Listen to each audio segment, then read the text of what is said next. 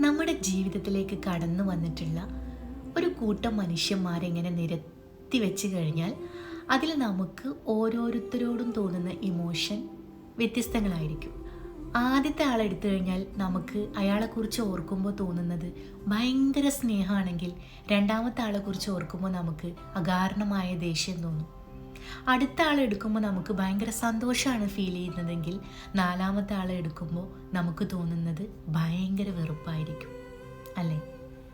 ഇതിൽ നിന്ന് തന്നെ നമുക്ക് മനസ്സിലാക്കാൻ പറ്റും മനുഷ്യ സ്വഭാവം എന്ന് പറഞ്ഞാൽ വ്യത്യസ്തങ്ങളാണ്. ഈ കൂട്ടത്തിൽ നിങ്ങൾ ആരെ ചൂസ് ചെയ്യുന്നു, ആരെ ചേർത്ത് പിടിക്കുന്നു എന്നതിനനുസരിച്ചായിരിക്കും നിങ്ങളുടെ മുന്നോട്ടുള്ള ലൈഫിൻ്റെ വിധി നിർണ്ണയിക്കുന്നത്.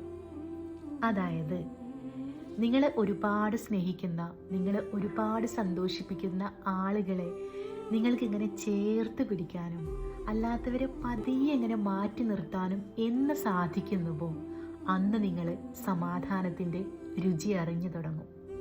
ആവശ്യമുള്ളവരെ അക്സെപ്റ്റ് ചെയ്യാനും അല്ലാത്തവരെ മാറ്റി നിർത്താനും നിങ്ങൾ എന്ന് ധൈര്യം കാണിച്ചു തുടങ്ങുന്നുവോ അന്ന് മുതൽ നിങ്ങളുടെ ജീവിതത്തിൻ്റെ സമാധാനത്തിൻ്റെയും സന്തോഷത്തിൻ്റെയും മാറ്റുകൂടാൻ തുടങ്ങും. തീർച്ച. ബൈ.